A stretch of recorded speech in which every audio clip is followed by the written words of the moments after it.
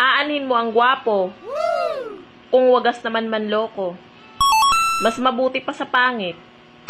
Mata mo lang ang sasakit. Paruki, papa paruki. Paruki, papa paruki.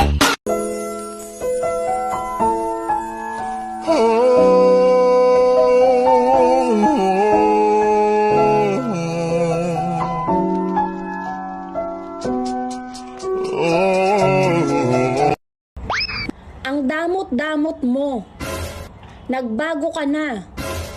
Hindi ka na kasing bait ng tulad ng dati.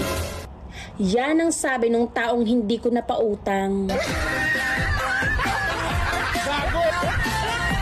Huwag kang sumugal sa taong di ka kayang ipanalo. Piliin na laging masaya dahil kahit anong oras, pwede siyang mapunta sa iba.